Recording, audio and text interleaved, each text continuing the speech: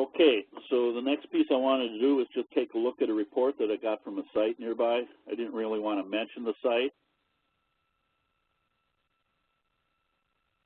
Uh-oh, let's see. I'm having problems again all of a sudden.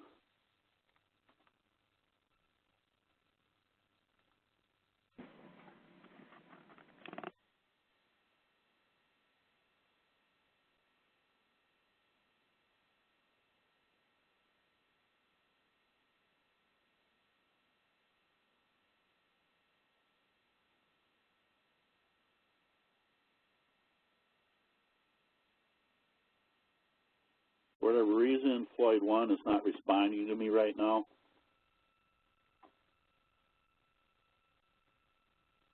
I'm just going to grab the console. Oh, it's working there. I must have had a network connection problem here. Let me get rid of that. Try this again.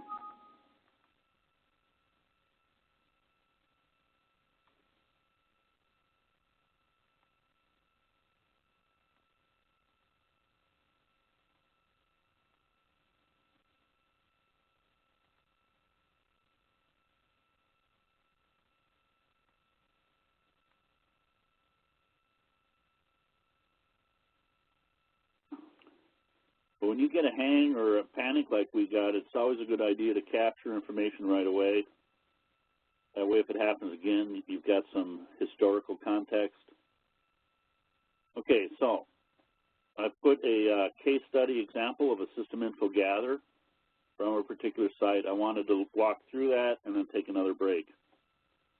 So let's take a look at this thing. So beginning with, this is a newer system info gather that came out in Performance Suite 1.4. System info gather is in the SGI support tools RPM that is part of the foundation software. And I, in the spring release, added a whole bunch of information to this thing. And in fact, there's a newer one for hardware event logging and stuff like that. So I see this is a SUSE distribution that it was run on, and it was collected last week, September 6th, just before noon. And the verbose level was a 1, so this was done with the system info gather -capital A and then 1 little v. So first of all, any support call situation, check your software stack to make sure you're running the appropriate kernel, appropriate PTFs, appropriate software SGI Performance Suite, stuff like that. There is a support tool script called SGI RPM Sensible to make sure that those are all in sync. I have an RFE out that Supportfolio would have a good page for a software stack such that the first thing I do if I have a problem is check to see what software engineering advises me to run. Am I running the latest certified software? So from this looks like an update kernel. It does not look like a PTF kernel. And this looks like a zipper update type of thing. And 2.6 means it's a SLES 11 SP2 type of kernel. When we went to SLES 11 SP1 kernel. SLES 11 SP2 is a 3.0 kernel. In fact, 3.0.38 is the current kernel we're running in the labs. This system has been up for 28 days. That's not too bad. And we don't know it yet. This is a large CPU system, but my load level is only about 18. So I don't have a whole lot of work going on. Now, we're also collecting what the default kernel information is.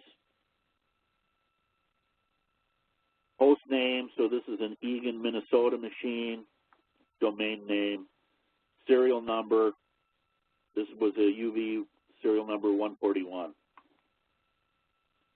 So it is running SLES 11 SP1 and Performance Suite 1.2, which is kind of old. We're at 1.4 right now. 1.5 will be out in November. This Performance Suite was built on 2011, March 21st of 2011, about 8 o'clock in the evening. And I might be advised, sites want to be stable and stuff, but I have advised them numerous times to get to at least a 1.3, and 1.4 is out now.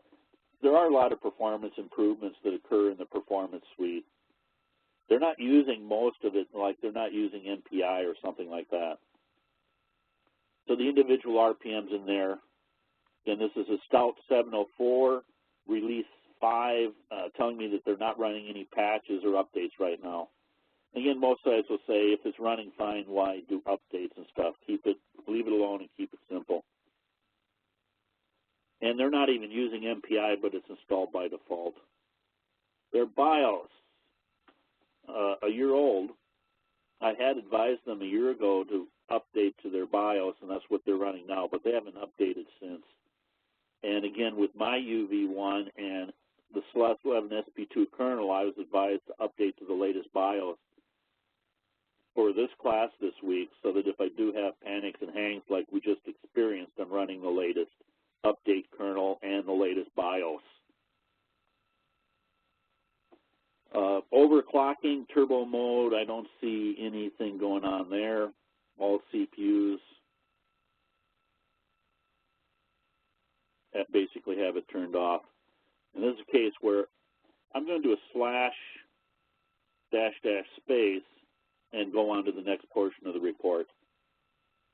So it is kind of convenient to have these headers for each command with the equal space, and then you can search on to the next one. So this is 64 blades, 24 routers, 1024 CPUs, and right now it looks like it's an 8 terabyte machine, 128 gigabyte per blade. 32 fiber channel controllers and 32 network controllers, and only 4 SCSI controllers. They do have 4 base IOs in this system, 1 per IRU. But I'm not sure, it's not seeing some of them. Again, I'm just going to skip over this stuff for per CPU, per blade information. Again, I can go / space, move on to the next one. And I'm just going to back up here.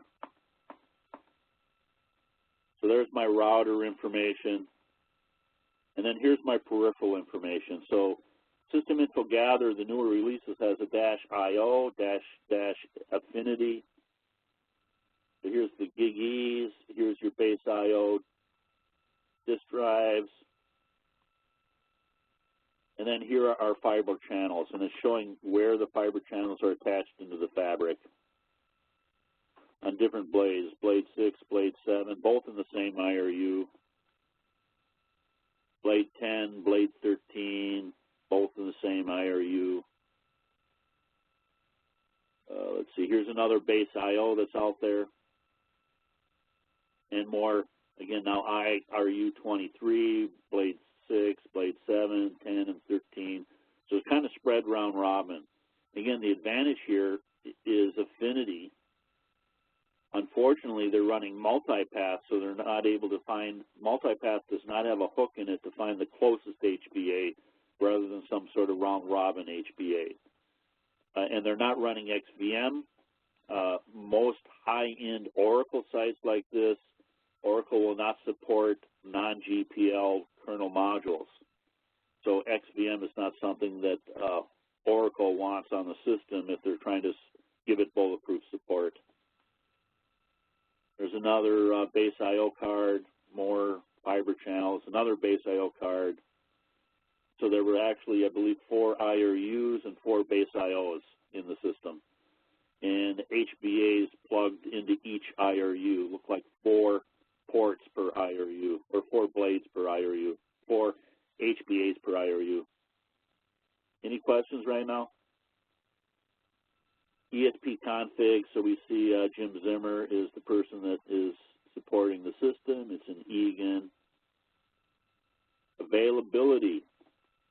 See if I can get this a little bit wider here. So mean time between interrupts is up about 99.62% of the time. 31 hours maximum downtime, 581 hours between interrupts.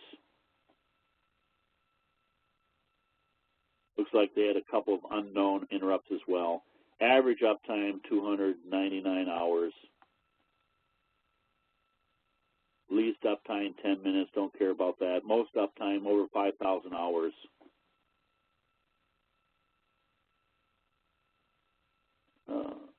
And again, this is a mission-critical system, so even that doesn't seem, you'd like to have even a better mean time between interrupts. And we've been collecting data for the past year, so it's basically a year's worth of interrupt data that we're looking at here. Total time since last reboot, 5,000 hours. So it's been up pretty good for now. Any questions? Here's their DF. Now this, we don't know from the report, but this is an Oracle site, so it's going to have I.O. to disk drives that are not a file system, so it's going to have some raw I.O. And here again is where I would have to talk to the site file system designers to figure out what these different file systems are. And we don't really care about most of these. There are two file systems, or I should say one key file system, and that's for journals and logs for Oracle. And everything else is direct I.O., which won't show up, is raw I.O., which won't show up in your DF report. I also do see that they are running a LVM. And then these are all the individual file systems. And a lot of these were for checkpointing of times 10. They got a thumb drive stuck in there, it looks like, too. Now, DF-I kind of like this to give me an idea of how many inodes I got out there. And most of these are, you know, less than 100,000. There's a 700. Well, that is 700,000 inodes there. 400,000, 700,000. And not a whole lot there. So the key file systems were some of these up here. It looks like some sort of user file system versus the checkpoint file systems.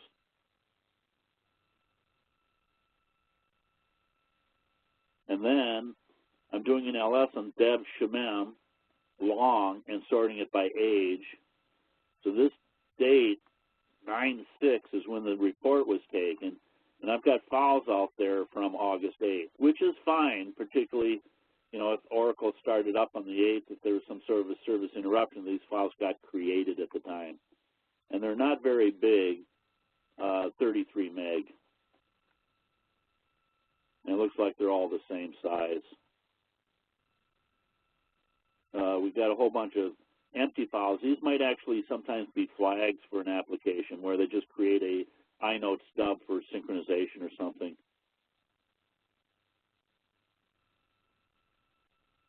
So a lot of stuff sitting in Dev Shemem. What do we got here? 134 meg. By the way, let me go back here.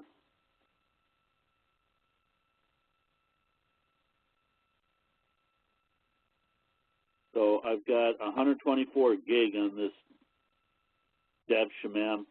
Again, we had an 8 terabyte machine. Half of it, or in this case, it looks like they've got configured to basically get to 1 terabyte for Dev Shemem as the upper limit. I'm going to have to check if that's tab or proc mouse to see if that's been modified. Normally it's half your physical memory, but in this case it looks smaller. Because we were 8 terabytes, that'd be a 4 terabyte temp FS there.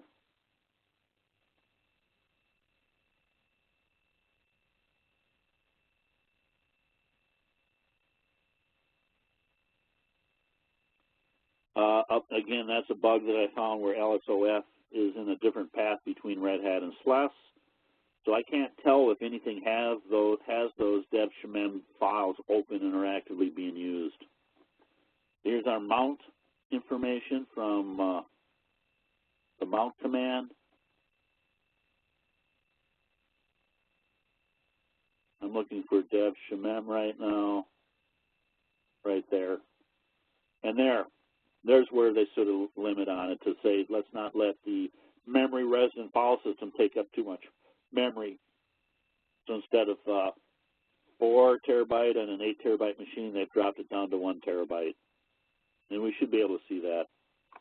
I do see some extended 3 file systems for their home directories, and I see XFS for their checkpoint directories. No extended 4 here yet. Extended 3 is better at home directories and lots of little IOs. XFS traditionally has been better for large sequential, but extended 4 file systems picked up a lot of the XFS features like extentless instead of indirect block mapping. And I do see a whole bunch of NFS stuff mounted in here as well, including itself, localhost being mounted, all the checkpoint directories. I don't know why they're doing this. They've got their checkpoint directories being mounted as an NFS file system. I don't know what that is about. We're looking at the mount output. And they do have the checkpoint directories here.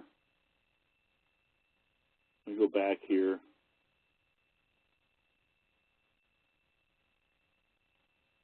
So there's all their mounted LVMs. And it's not, DF isn't showing those local host mounts, so I'm not sure. I can't interpret that right now as to why I'm seeing that. So I was just wondering, after the device mappers, they seem to have all these local host mount points showing up in the mount command. They are being exported. And then here's their FS tab. Can't really tell where swap is except by the naming convention. It looks like their swap is on root. Now, we don't really want to have swapping going to root. If there is swapping going on, it'd be nice to have it to a different device. Let's see, var is split off as a separate file system. Var crash is split off as a separate file system. And I'm assuming that this is a multi-partition root. If *-DP shows that root is always busy, I might want to be concerned about head movement between the different partitions that are on that root device. And here again in FS tab is where they set up their limit on dev shmem. Oh, this is also, they put /temp memory resident. But that's real small at 3 gig, 4 gig there. So hopefully there's something important in /temp that they want to take memory residency for it. Again, making it memory resident would give it lower latency. So there's their NFS mounts that we saw.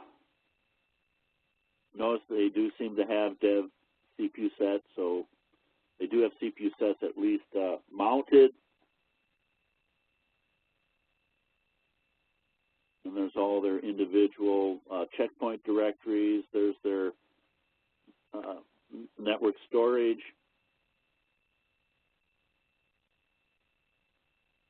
And then here's their, it looks like they were doing this for root capability for development reasons.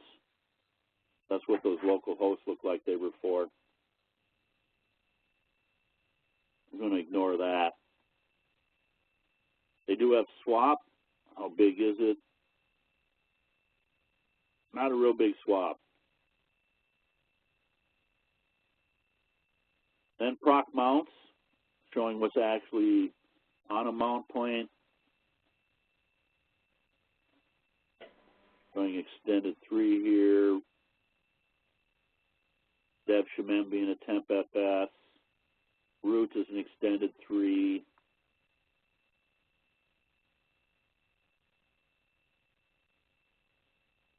Device mapper is LVM basically. All their checkpoint.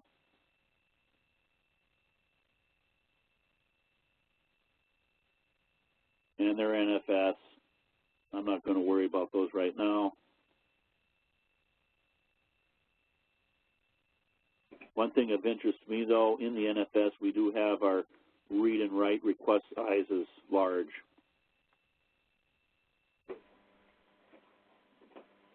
We do go on to the next report.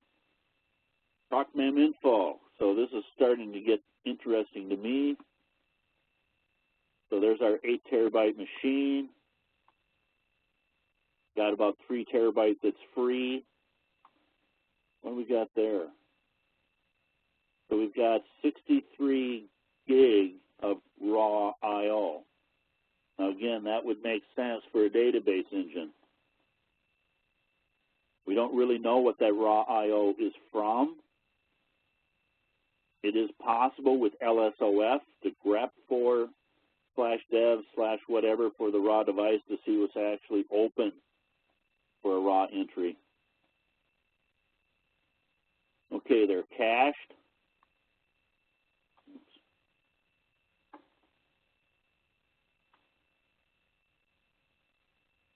Okay, so it looks like they've got 5 terabytes of cached data. Out of their 8 terabytes, 5 terabytes is cached.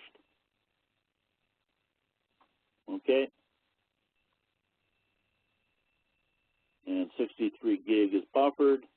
Again, 27 or 2.7 terabyte is free. Yep. So again, this cache field is the biggest footprint in memory. 54 of the 84, or 5.4 of the 8.4 terabyte is in cache, and we have to break out that cached. Most of it is active data. I'm not going to worry about swap cache where it's both out on swap and disk. We got there. It's almost 4 terabyte, almost half their memory is actively being used. And it looks like we've got 1.6 terabyte of data that is inactive. And it looks like most of that, again, active, anon, 2.6 terabyte is actively being used by applications. And what do we got here? About 1 terabyte is actively being used by the page cache. And a whole lot of the page cache is inactive and not being used currently. Oh, they do have stuff out on swap. That's not good. They do have some swap activity going on. And this I do like to see, not a whole lot of dirty, not a whole lot of write back. When I was looking, and it will depend upon the interval when you snapshot this as to whether you might see something there. But at this particular time, they didn't have a whole lot of dirty and not a whole lot of write back, so that cached up here was not dirty or write back. That's good. I don't want to have 4 terabyte of dirty data. But again, we have to be careful. We're only looking at a 10-minute window here, not exactly a a day or a week or a month. Okay, I am seeing something here now. What we got there?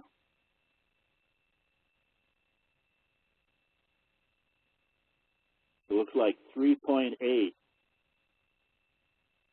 that right? 3.8 terabyte is in Shemem. That's telling me that almost half their memory is in Shemem. So of that, if I'm looking at my numbers right, of that 5.4 terabyte, 3.8 of that is in Shemem. Now, if a process, we haven't gotten into this yet, and we need to do it a little bit more tomorrow, if a process is actively running and connected to Shemem, if it's attached to those shared memory segments, then it's going to show up in both cached, Shemem, and mapped. And since mapped is almost as big as Shemem, that's telling me that the majority of the Shemem memory I used is attached and mapped to the processes. In other words, it does not look like we have unattached shared memory segments at this point. So when a program has a IPCS attached shared memory segment, it will show up as Shemem, mapped, and cached. If the process were to terminate and it's no longer attached to the process and nothing is attached to the process, it will show up in cached and Shemem, but not mapped. So all that SHMEM that we got looks like it's actively mapped and being used by something. So I can't recover any of that. It does not look like I have a SHMEM memory leak at this point. And again, 3.7 of my 5.4 is actively being used. So there is some stuff in cached, not dirty, not right back, but some stuff in cache that could be not being used, and a BC free could trim some of that. If I ran a BC free, you cannot get back the mapped. So 3.7 of that 5.4. There's still a terabyte or so of cache data that could be cache clean that we can't tell about here. Any questions right now? Nope. My kernel,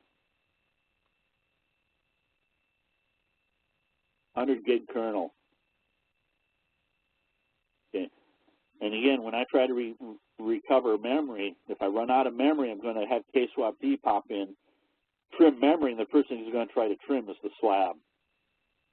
You were mentioning zone reclaim mode. Zone reclaim mode says, how am I going to recover memory? Am I going to be NUMA aware or not? So with the zone reclaim mode, the default on a NUMA machine is to be NUMA aware. And we don't know about that here, but I'm assuming that zone reclaim mode has not been changed on this machine. After slab, then we go for the inactive file, then the inactive process, then the active file, then the active process, or an on.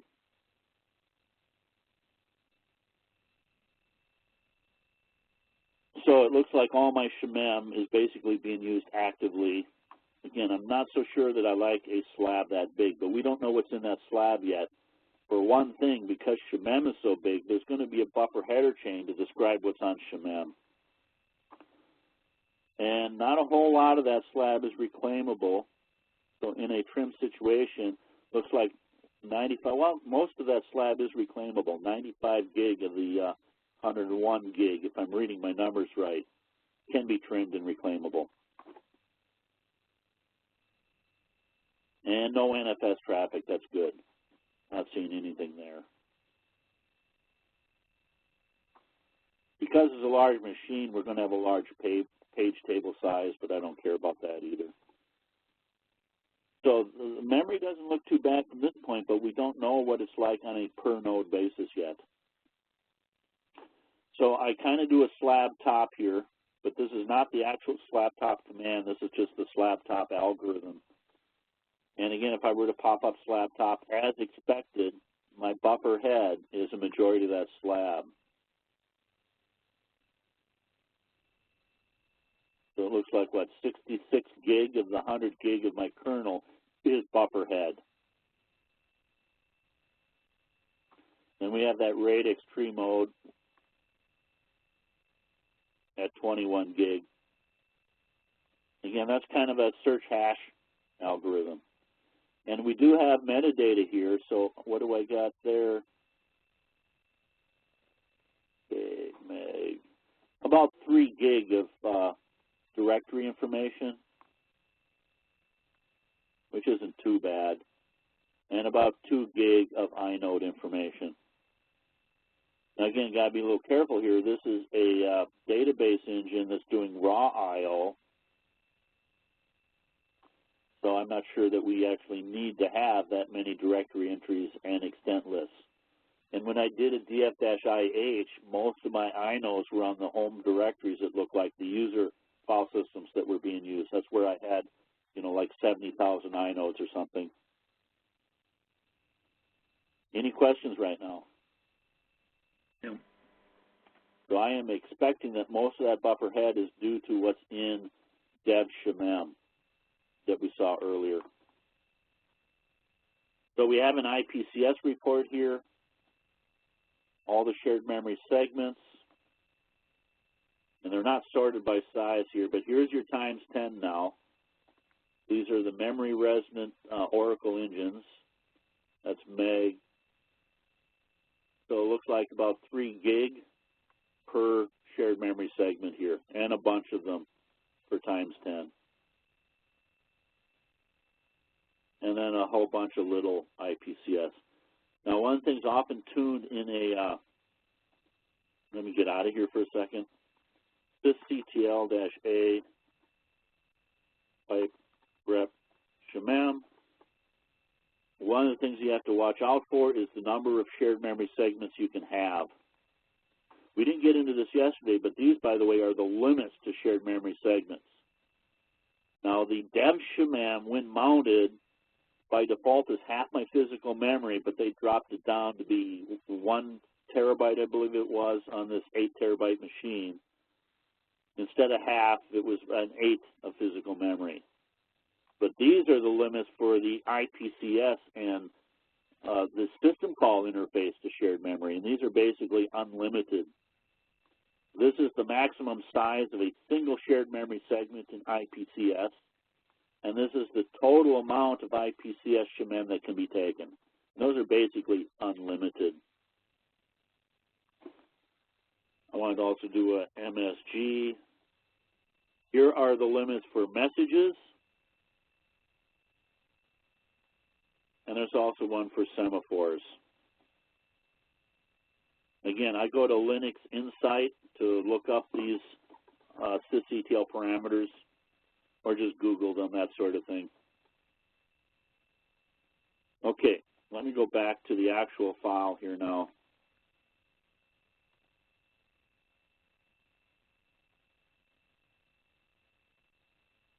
And I'm not seeing any messages from this thing. One thing I do have to warn you now, the IPCS command will only show yourself unless you're root. If you've logged in as a diagnostic engineer and are not root, you will not see everything with IPCS. You have to be root to see everything. So there's permission controls on it. ITSY sysconfig kernel, what kernel modules are being loaded and stuff. Don't really care. What the command line looks like. I'm just kind of looking over. No hertz is still off. Then there's a script UV config that will make sure that SGI UV type parameters that are required are there. For example, add EFI memmap, stop machine lazy, disable the C group for memory management. For C groups are similar to CPU sets. No BAU, that's one I was just looking for. The no BAU is part of the hub. It is an SGI hardware feature to basically have the hub cache TOBs, translation look-aside buffers. Any questions right now? No. I don't care about UV config right now. My elilo.conf, this is just for sanity checking. Oh, what's this? What the heck? I didn't see a trace kernel. Oh, are we booting on this one? Yeah, we're not booting on that one anyways. This is for the SGI Linux trace tool. I don't know how they accidentally got it loaded on their system. But it's a special kernel that we ship and kernel modules that we ship for the SGI Linux trace tool, which is a GUI in the real-time market to get into interrupts and syscalls and stuff like that. It's kind of like a GUI to strace. So I don't know why they have the trace RPMs listed, but when you're in YAST and stuff, they somehow got selected during the installation. But they're running on, which one were they running on? SP1V1, which is this one here. And that's not the trace tool one. Limits.conf, they have setups. Looks like they've increased for Oracle and their security patrol stuff. So number of open files, when I log in, my default is 65,000. And then I can only go up to 65,000. Coming in at patrol, I can only get 2,000 open files, but with the ulimit or limit command, I can go up to 8,000. So they've set some limits in there. I can't really tell what the limits were before, but they're typically like 1,024 instead of 65,000. Any questions? Nope. ls-lr /boot, and again, I'm not sure why they accidentally got the trace stuff coming up. It's not hurting them, but I would get rid of those packages. And then boot EFI. Okay, nothing of real interest to me. ulimit-A for what the root has, just to show everything. Again, this is basically unlimited. We're not going to get core dumps by default. One thing that would really impact the system, if I was on a 1024 CPU system, run a OpenMP application going 1024 threads wide, and take a core dump, I would have 1024 cores being generated. Assuming a sysctl parameter saying use core PID was set, and I'd get one per thread. And that would really lock up my system pretty good as we're dumping 1024 core files, particularly if they're large memory systems. So we've got to normally have the core file set down to prevent that core dump storm, as I call it. Looks like they're not running in any sort of segmentation faults with a default stack size. And again, they have not protected themselves from process storms because they haven't dropped down the number of user processes. And then ulimit-A showing me what the maximum is. And here we can see stack size can go unlimited if they need it. I do have an XFS info output. They only have 4 allocation groups here. We don't really talk about that in this week. Default block size of 4 KB. No striping visible here. No XVM, so only XVM knows how to use these stripe units, stripe width. Let's see. And one thing I need to warn you about, that's pretty meaningless except for applications that do a get DIO size. There's an XFS CTL system call that can ask the OS, what are your stripe characteristics? Then the application can set up its I/O buffer sizes to match the stripe unit or stripe width to do more efficient I/O. So when XFS CTL, a get DIO info system call is made, it will return the values that are in there. If the application is not doing that CTL system call, then it's not going to see anything. I'm just going through the XFS, and again, these were all checkpoint file systems, 4 times 10. Okay, I'm kind of done with that. Their thumb drive is XFS, it looks like, too. LS mod output showing all the kernel modules. I'm not really worried about that right now. And then there is a mod info for each of these to make sure they're a current to get the actual checksum information and stuff like that on each module. I'm going to skip over that. Proc modules to show what's loaded. I'm going to skip over that. LSPCI showing all the PCI interfaces, again, because they have a large system, a large CPU count. Some of this is filtered, some of it is not. I'm just going to skip over to the next one. So we're now into file systems. It looks like there's 740 devices visible with an LS-SCSI. Now that's going to include alternative paths. But in terms of /dev/sd, looks like there's a 740 device entries. And then an LS-SCSI on them is showing each one of them. So here's our base I/O. And then we've got all of our RAID.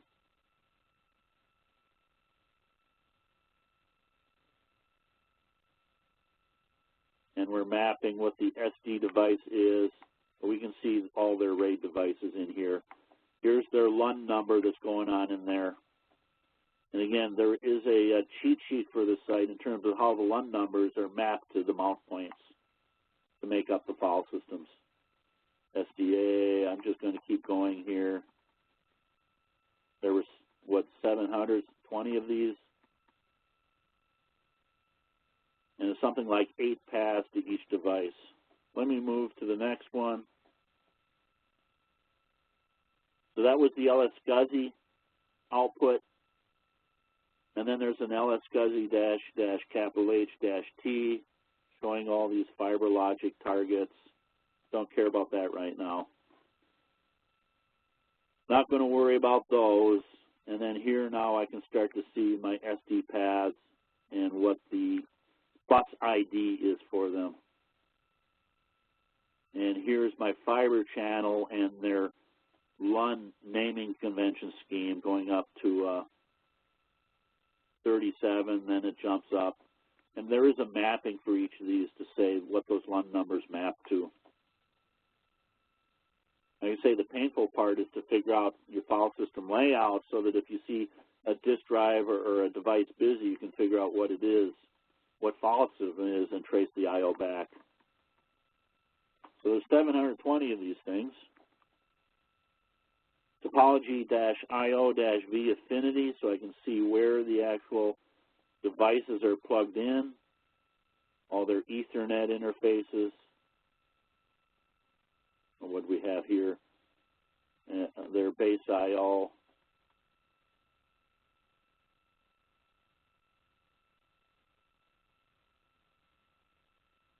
Looking at all the base I/Os there. Well, there was a QLogic showing me where some of their HBAs are plugged in. And this is the IRQ number. This is what the interrupt number where the interrupts are going to come in on. And in this case, I'm not seeing this particular device actually being used. They populated their IRUs, but they didn't necessarily plug every port into the fabric. So some of these ports are unused, basically. Gigi.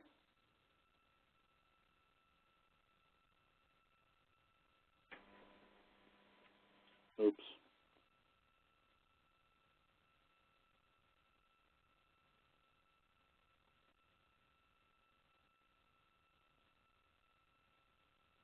Let me go on to the next report here and back up just a bit here.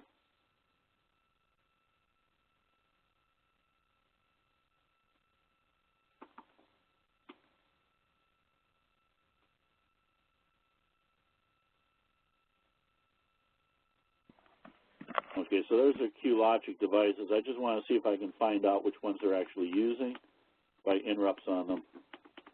I could probably grep for this too. Oh, I didn't see any interrupts even being counted on any of those right now. I'm not going to worry about that.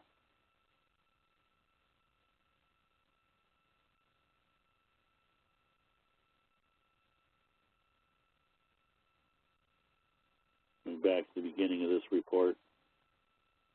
Oops.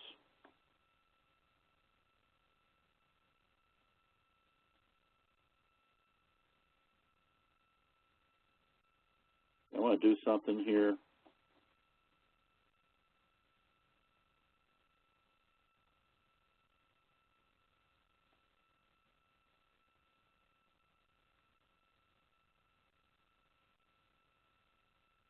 And I can't always trust the data here, but I'm not seeing any interrupts being counted on those devices for some reason. I'm sure that there's some happening, but we're not seeing them. So I was trying to find with this field what's happening to those interrupts. Don't see it. That might be something that I might want to investigate a little bit more closely. Okay, so I do have a copy of partitions giving me major minor numbers for all these devices. Then there's 720 of them. Just going to skip on. Also, keep in mind in hardware failure situations, you might have major minor numbers off in the bar log messages you have to worry about. Okay, looks like the parted -P output didn't give me anything. I'm not going to worry about that right now. And then what I've got here now is the device name sorted by ID. So this device, 4010, major minor number 65160, is known as SDA, SDAA, SDFF, SDGY, SDMD. There's actually, I believe, 8 paths to this SDZZ, SDUU. Those are all the same device, SDDP.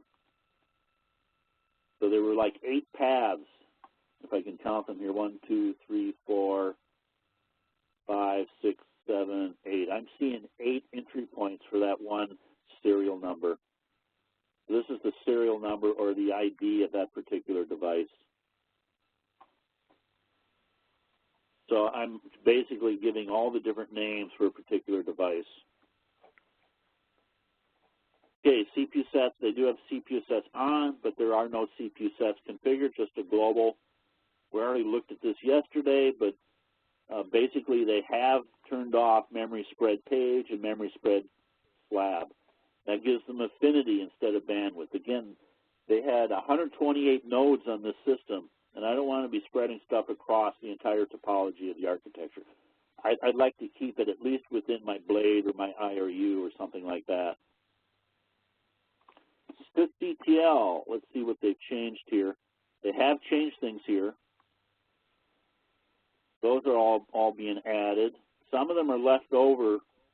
They were using huge pages for a while, but then they, I think, turned it off. So these are the limits that I was showing you earlier. Typical database market has to up them. Well, if they do get a core file, they do have a pattern to their core file, which means if I was 1,024 threads wide, I'm going to get 1,024 core dumps. These are default for SGI to increase our network socket sizes for a bandwidth situation. Looks like they have increased the maximum number of files open on the system, and they are doing asynchronous I/O, and that looks like that's been upped. Another one of interest to me, they've dropped swappiness down. That normally is 60. So this is going to favor the process. We don't want those in-memory resident times 10 to get swapped. We'd rather trim the cache. So they dropped it from 60 down to 10, which is going to say aggressively trim cache before you start swapping.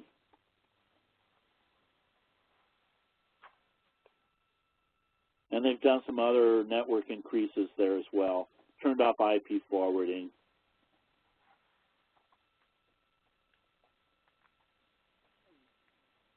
Okay. And then we just got the whole SysDTL output.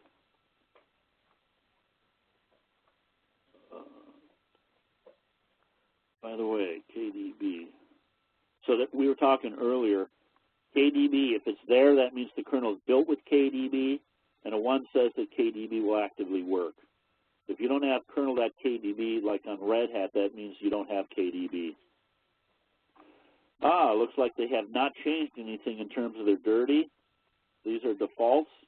Dirty background ratio of 10, 8 terabyte machine, so 800 gig would be 10%. So they could have 800 gig of dirty data before they start flushing. Now keep in mind, again, most of the I/O is going to be raw I/O, but their checkpoint file systems were a problem in the past where they were getting too much dirty data because they were checkpointing too frequently. They also have not changed dirty ratio, so 40% of their memory can get dirty. The other one that I forgot to mention was expire centiseconds. This is saying if my data is older than 30 seconds, mark it to flush. This, by the way, is completely meaningless nowadays. I don't want to get into that story right now, but when PD flush was around, that would say how many PD flush daemons are running. That would basically say how many PD flush threads do we have. They have not set the limits on their page cache. Hey, Dave. Yeah, go ahead. In the, let's see, where were you? Yeah, in the dirty ratio and then dirty ratio bytes, if you wanted to set it by bytes, would you set ratio to 0? I don't think you have to. Once you set it to bytes, if it's non-zero, it picks that first. Okay. That's the way it's behaved for me in the past. All right. VFS cache pressure they've not touched either. Zone reclaim mode should be a 1 by default on all our NUMA machines. And the slab, again, this is not working correctly in my opinion. I have a PV on it, but it should not take more than 5% of my memory.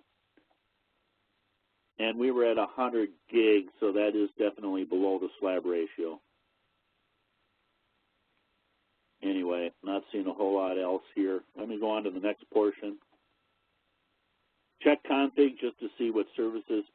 All the services can be noise, so it's nice to turn off things you don't use. I'm just going to move on.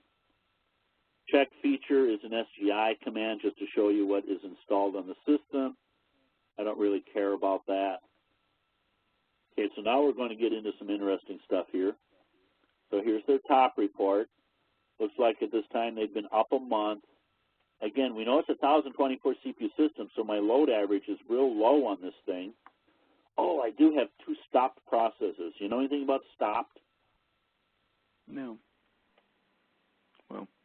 A control Z would stop something? Yeah. Let me get out of here. I'm just going to do this, memhog. Let me go 40 gig. I'm going to control Z it. I'm going to bring up top. And I now have a stopped process. Okay? Okay. Now, PS-L, a stopped process will show up as a T. So if I did a PS-EL, grep space T space, I'd be able to find what process is stopped. A kill-L, besides doing a control Z, I can stop it with this. PBS Pro, for example, for job preemption, can stop a process rather than checkpoint it, and then when the other job is finished, it can cause that process to continue. So a signal 19 or a control Z can put a process into a stop state. You okay with that concept? Yep. So I got this memhog that's stopped. Notice where its WCHAN is in signal. If I do a kill, that was a PID of 17625 PS-L, it's still there. It's in the signal handler. Signals are masked. It is not going to be able to see that stop signal or that kill signal. Now, there are 2 types of kills, by the way.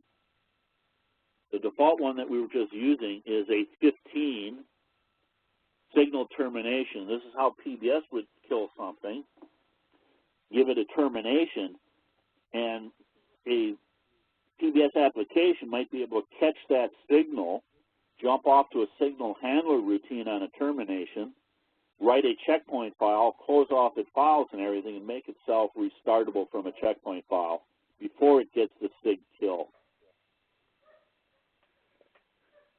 So that process that I just did a kill on is just sitting there waiting for a continue in order for it to see the signal. So a continue is an 18.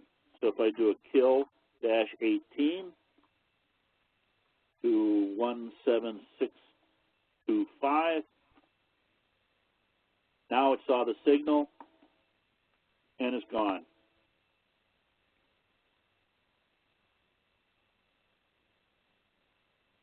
I'm going to do a control Z again. Now if I do a kill-9 to that thread, oops, I skipped the thread here.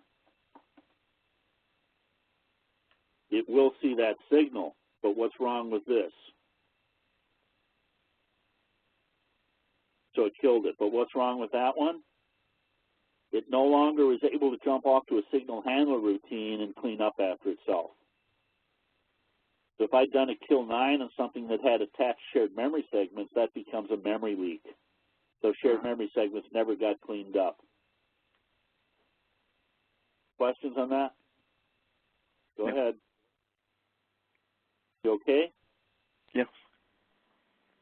And if it was in a state of a D, if we got any here, you can't kill something that's non-interruptible. There's a D. If the state is D, it won't be killable. And sync, for example, would not be killable.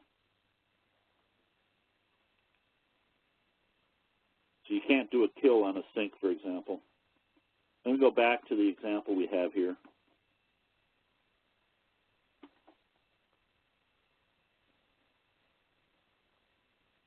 So in top, I was just seeing that I had 2 stopped. Somebody did a Control Z on something. So looking at this, the CPUs are real. This does not indicate whether it got a performance problem or not, but my CPUs do not have a pressure situation on them. I don't see a little bit of I/O wait, a little bit of system time, not much, a little bit of user time. So again, out of the system, 8 terabyte, 5 terabyte is being used. 5.4 terabyte is cache, but again, from top, I can't tell what that cache stuff is. But what we saw earlier was that cache was SHMEM stuff. It looked like mostly IPCS SHMEM. Let me go up here for a second.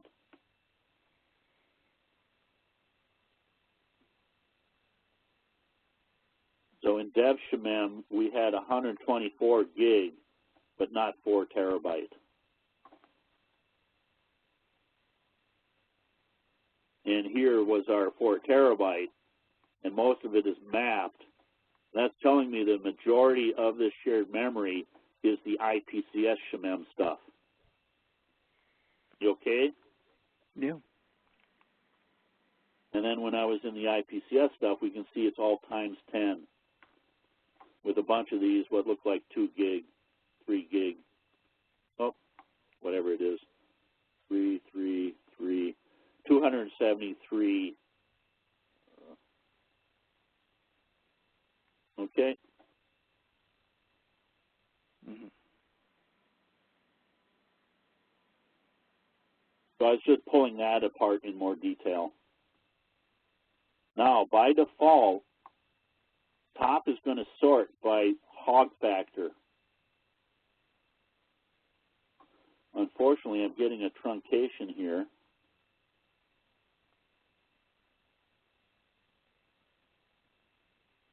And I don't think there's anything in the... We're truncating it, so I'm not able to actually see the command that's running. So they're virtual of 60 gig, don't care about that. I might be able to tell by the top of the path whether it's Oracle or times 10 or something like that. But majority of these things are small in memory, 1 gig, 10 gig. Just going to go down the list. Not a whole lot of shared memory. They're all running, very little memory utilization. But again, we're sorting by this field here. Again, these things are always up and running, so you would expect a lot of CPU time to them. And we can see the CPU that they're running on as well. There's Oracle.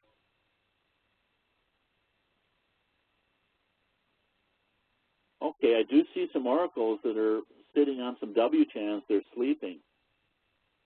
And these things are connected to the CPU about 15% of the time. Unfortunately, I can't see the whole thing there. So there's some sort of read_even WChan kernel routine that these things are being put to sleep on. And that might be something that I want to dig into more closely. Again, with the PS-O WChan, or being able to cap the WChan file in their proc PID, I'd be able to get the full spelling of what that kernel routine is. Or I could pop into crash and take a look and see what that is. Oh, I do see some direct I/O in here. DIO_await. This one is communication overhead. Futex wait is how threads talk to each other. That's a synchronization flag to say, are you done, are you done, are you done? I do see a lot of CPU time. Events is a kernel interrupt handler routine. So look I do have a lot of interrupts on this one. Again, this thing's been up for a while, so I would expect these things to have high CPU time to them. The question is what it's doing currently.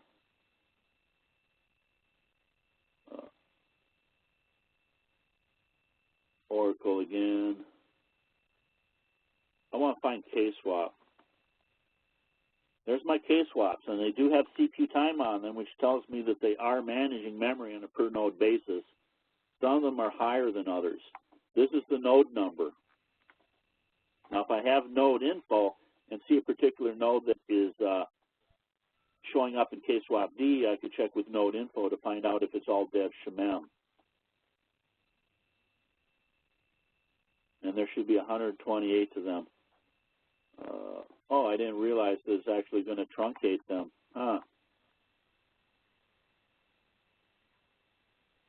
I'm going to have to make a note of that. Okay. So I can't tell which, I can kind of tell them by the order because they're going sequentially here. This would be 127, 120, but it's truncating the name there. AIO, don't care about that. Well, I want to check flush. Let's find the flush daemon. KDM flush is not what I want.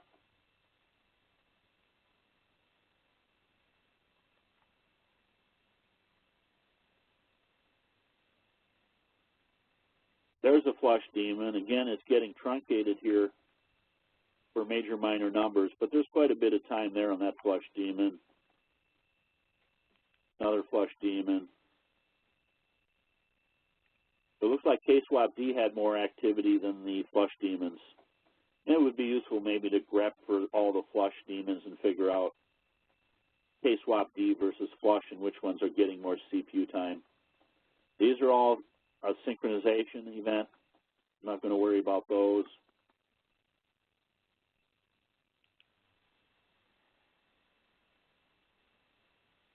Lots of stuff, 1024 CPU system. It gets really hard to look at a 1024 CPU system and being able to pull it apart. And on this system, PMG sys would be a useful tool from PCP to show what the CPUs are doing. There's some more flush daemons.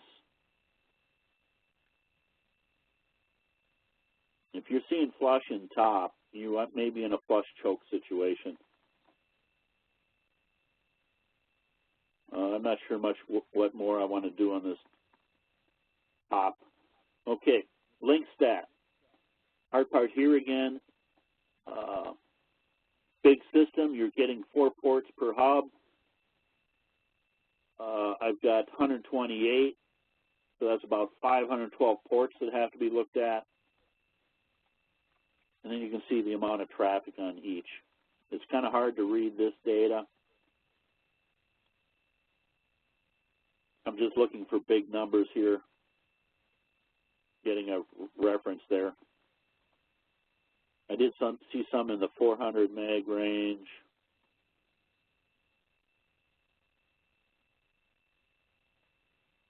Let me move on. Here's my var log SA. So you're asking about file sizes here. They have disk turned off on this system, and they're real small here. 42 meg looks like what they're getting on a 1024 CPU system with disk activity turned off, I'm pretty sure. Because they did have an issue about disk space. And when they zipped it down, it looks like it's getting down to about 1 meg, which is certainly manageable. So they have a lot of SAR data there that might be useful. And they're keeping 31 days of it, compressing after 30. And their syschron event. Oh, they do have -S all turned on here. So maybe they do have disk activity in there. It was PCP, I think, that we turned off the disk activity. I myself just leave it alone unless I see that those files are rather big. And by the way, having worked with SAR a lot, 10 minutes is just a fine interval for baseline type of stuff. And it looks like they're running a SAR report periodically. Don't care. So here's the good stuff now. SAR-A 1-5. Again, this is correlating the same thing that we saw before, a little bit of user time. This is going to be short, bursty stuff. And then we've got it on a per CPU basis, and I don't want that, really. I'll go on to the next one. Where were we here?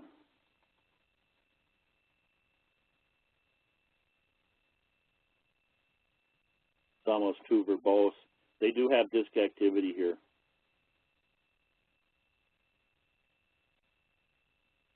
Those files were pretty small if you ask me for disk activity. It was PCP and PM logger that was the problem.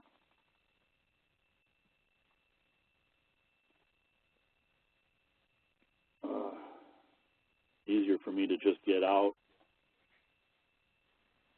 go back in.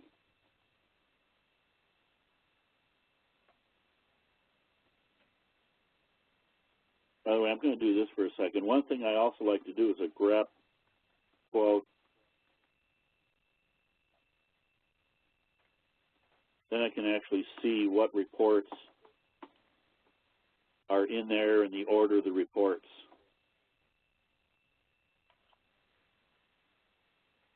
So we're down in this area here, right here. Then that gives me something that I can search on too.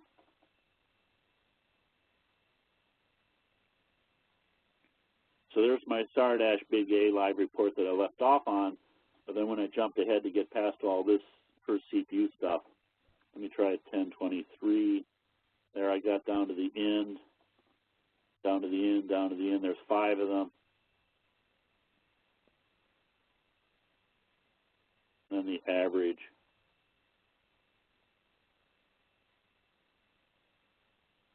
And I'm seeing these CPUs mostly free. I'm looking at this column right here, which is the easiest one for me to spot. And these CPUs look mostly idle. Again, this machine is for I/O, not for CPU.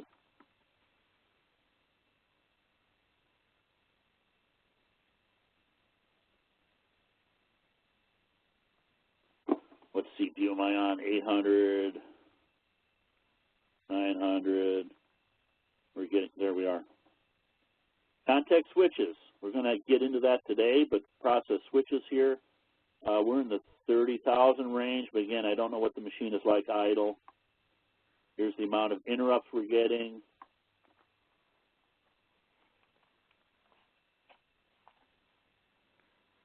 These should be IRQs here.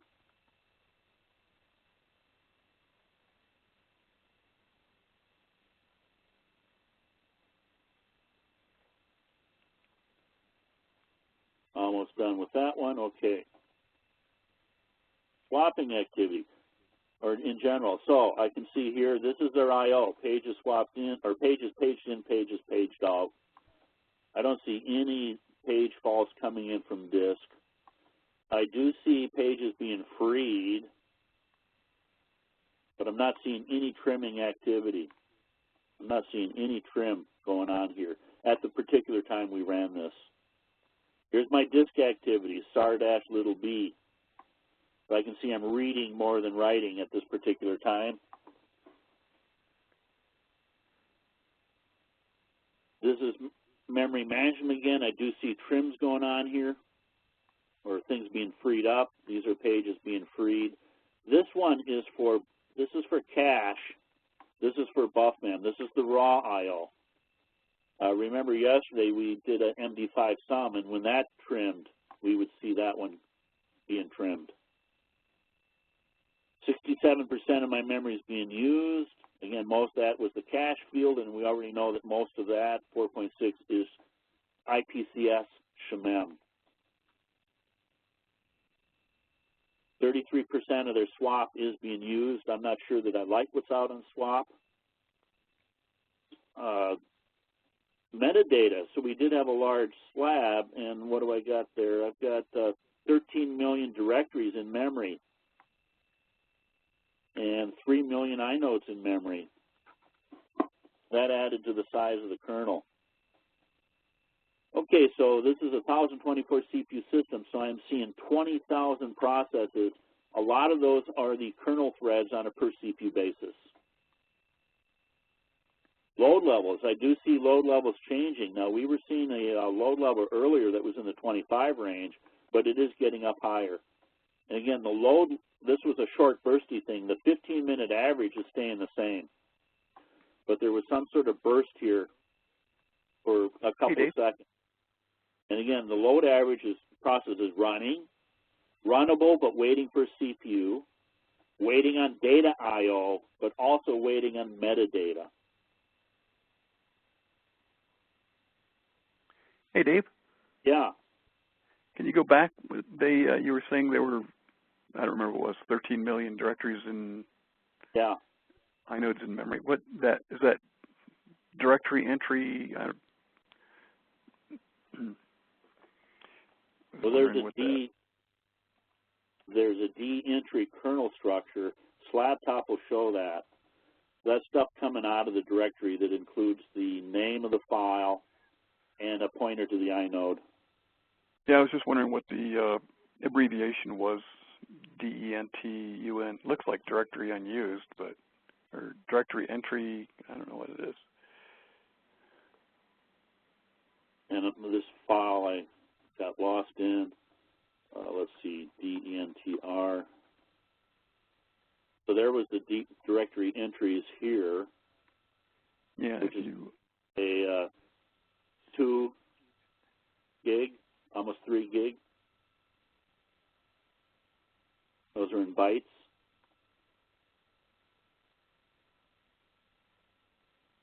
Yeah, DENTUNU.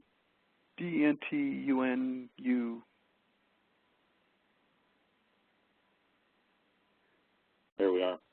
Yeah, that one. That's directory entries used. That's used. I'm not sure why you're thinking it's unused. Just look. If you put an E between the S and the D, it would be unused. But yeah. Yeah. We can come back to that, but I'm pretty sure that's stuff that's in the slab. Okay.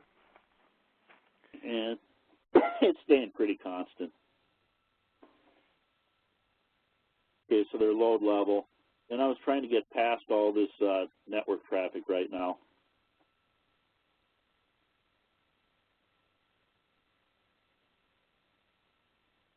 Then here's their disk device information.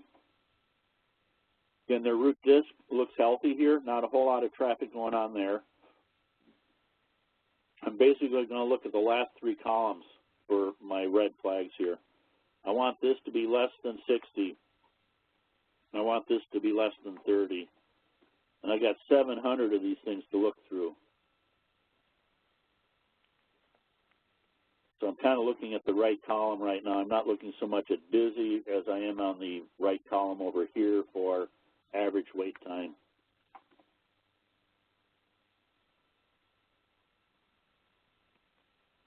Five, 4, oops, what was that one? No, they're still under 10.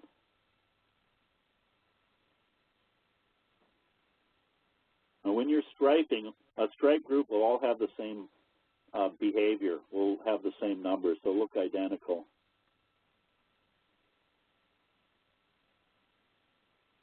Again, I'm not looking at busy over here.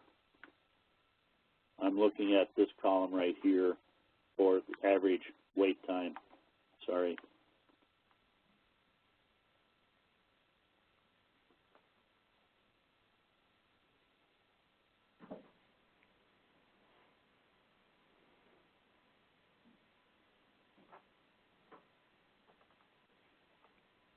And these are averages. You can still have bursts, so to speak. This is an average for the entire 5 seconds. But I'm not seeing anything unhealthy here. I do see some drives that are active, but their wait times and their busies are all within the threshold. Less than 60 milliseconds for the wait time and less than 30% busy. Sometimes I will write an awk. I'll take SAR and pipe it into awk and say, give me anything that is over 60 in this column or over 30 in another column. But right now, everything seems to be well spread out. And that doesn't tell me anything about latency and what the spread is like. Okay, so all the disk drives actually looked healthy there. I just want to get past this Ethernet stuff.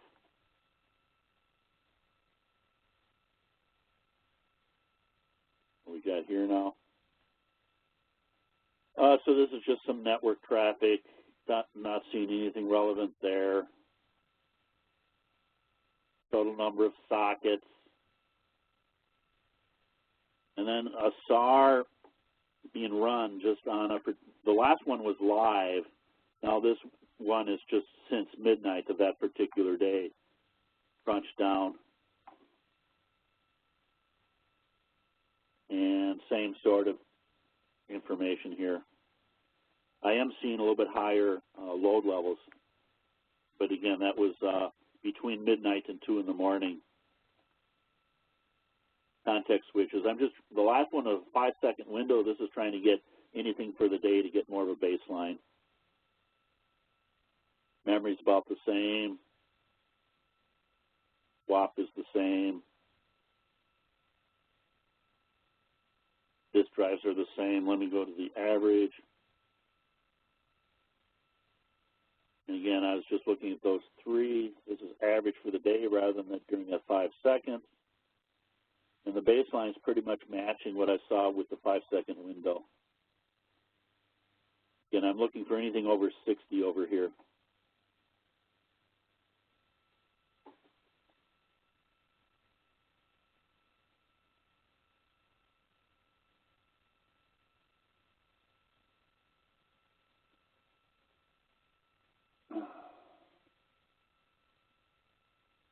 And it is nice if you're live on the system to be able to just filter this stuff.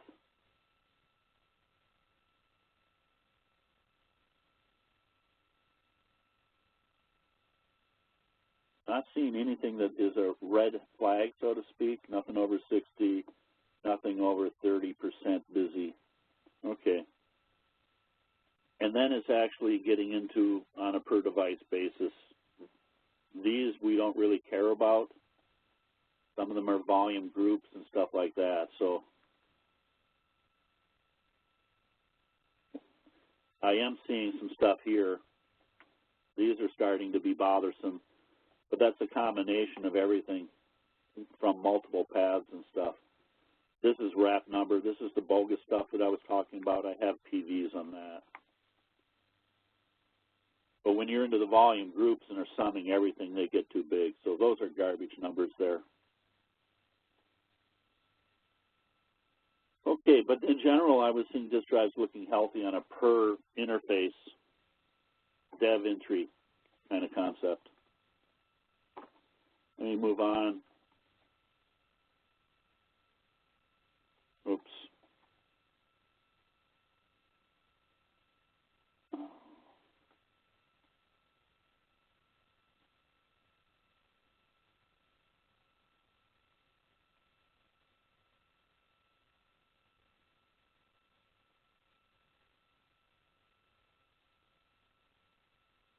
This is where I was.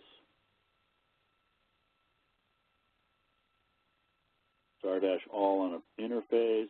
Okay, so moving on after the SAR stuff, here's my Barlog PCP. I just want to see what they've got here. And they do have PCP data being collected. Notice they're zipping it 124 meg after being zipped.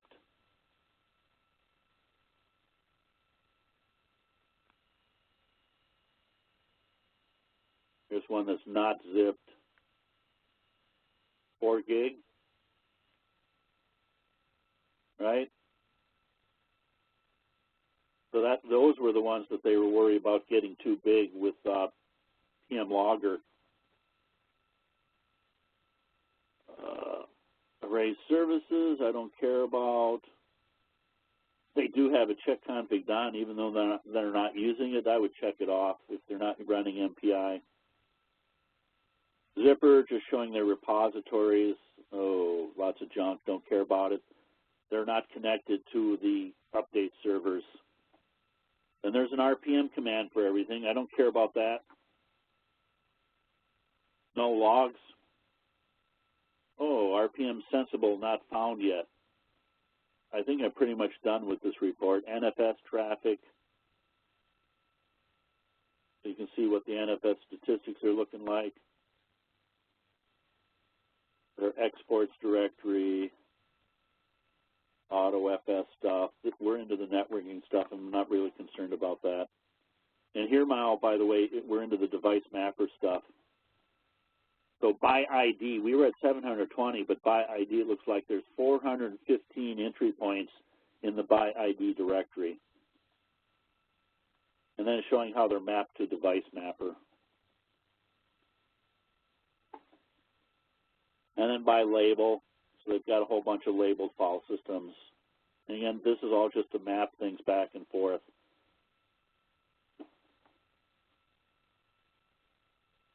SG tools, don't care about. Device attributes. This is part of the second week, but I'm just checking to see if they've done anything in there. No, they have not modified anything. These were IS-600s. So basically the key thing they have here is they've turned off the elevator. This is a thing that sorts I/O operations by position to reduce head movement. And the largest DMA they can do to disk is in the 4 meg range. Because again, this is a IS, oh here we are, a 2 meg is the maximum DMA they can do to it. And then this is actually showing what the current things are set for each of the individual devices. And I don't really care about that right now.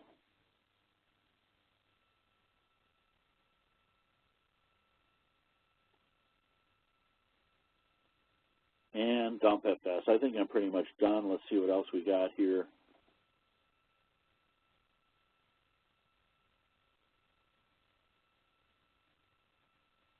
I have a lot of extended 3. So this is all the EXT3 information for each.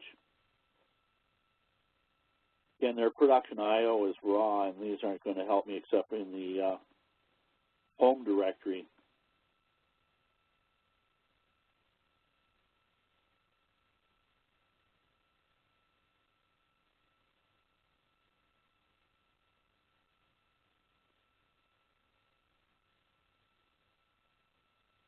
Sometimes, let me just see if this works. In a grouping like that, I put in hash marks to be able to get me to the next piece. So here I was in those dump E2FSs. Some of them I'm using this concept of going to a hash mark instead, and then I can go on. Okay, so I don't see any XVM being used or installed, no failover, no MD.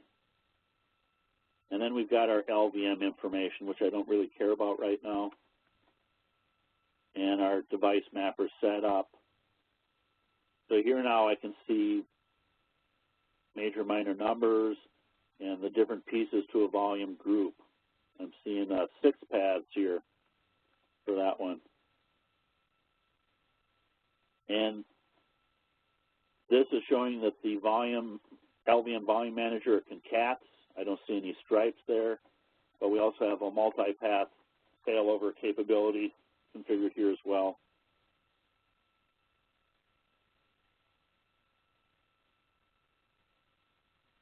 And then this is showing major minor numbers for each of these devices. So what do we have here? 4. These are the 8 paths to an individual device. And they're going round robin rather than an affinity-based concept. I don't care about that. PV scan, volume group scans, logical volume scans. This is all just to figure out file system layout, volume group displays, physical volume. All that is LVM configuration. And then they're multipath. So here again, in multipath, I can see they're basically just doing round robin, so it's not an affinity aware. Multipath does not have an affinity aware concept to it. And then we can see the 8 different, there's my bus ID, the device name, the major minor number, and whether the path is particularly being used. And again, it was all in a round robin concept.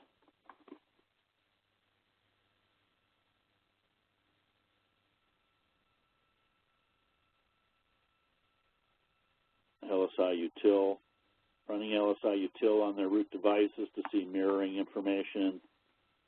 And we're pretty much done here. Network configuration. No firewalls up there.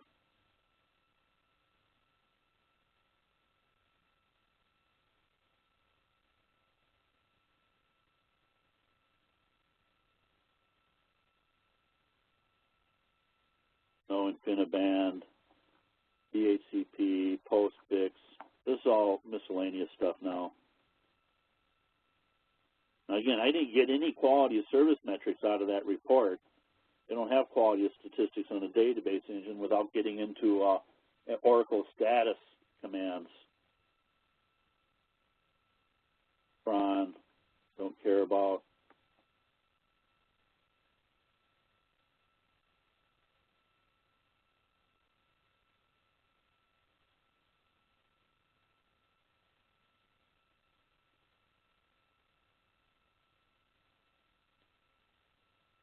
Some of their various cron events that are going on in here, including security.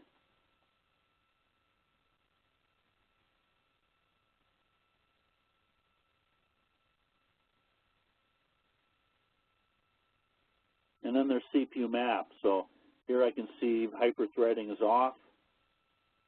Then I can see the CPU numbering scheme on a blade. So notice they are going sequential because hyper-threads are not on. So 0 through 15 is on the first blade.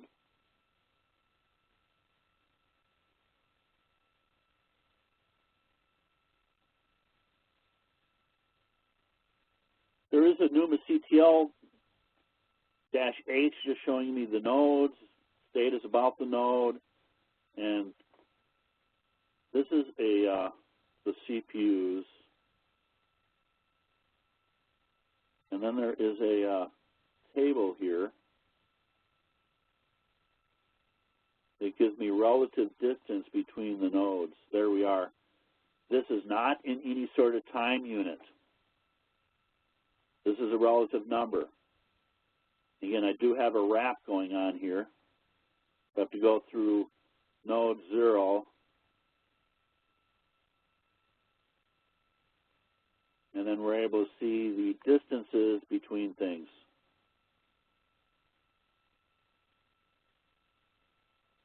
So if I'm going all the way across the topology, it's 7 times slower from a 10 to a 70. These are relative numbers. We go from 0 to the last node on the system.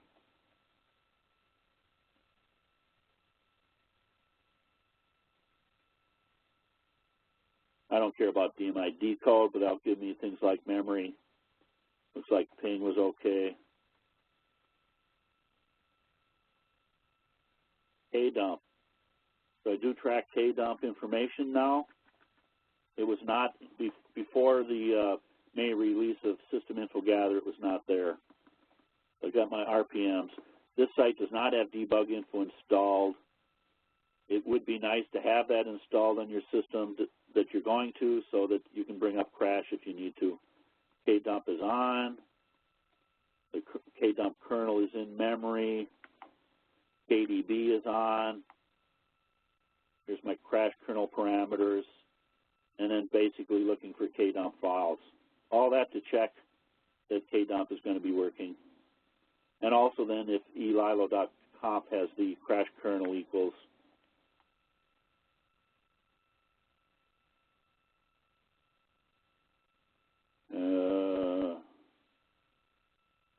Not seeing any crash files out there. No Slurm. Now, one of the tuning things that I would try to do is reduce noise on syslog, and there's a lot of noise. I'm not sure what this is from, but there is a lot of noise going on here. And we also see that in varlog messages. Now, the problem is that I'm also looking for There's no events visible.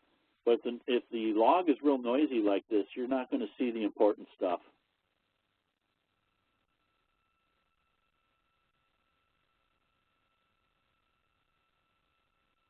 They do have some memory log. Memlogd did catch some things. That doesn't mean that they need to be replaced or anything. It depends upon the pattern. It looks like it's the same DIM. No, I got 2 different DIMs here. 2 different serial numbers.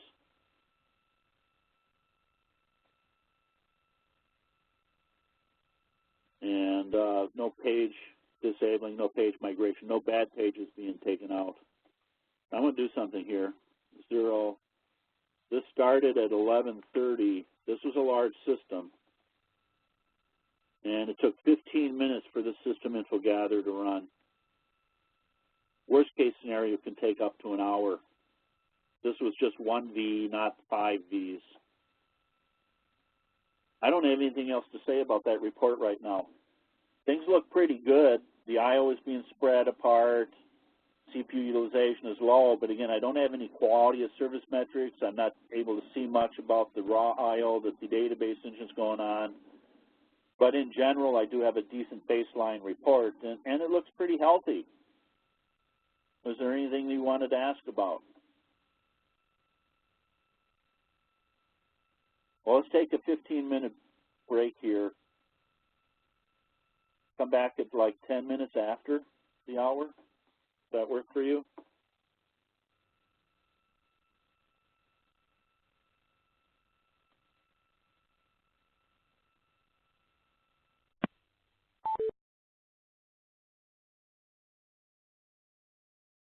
So I was going to take a break here.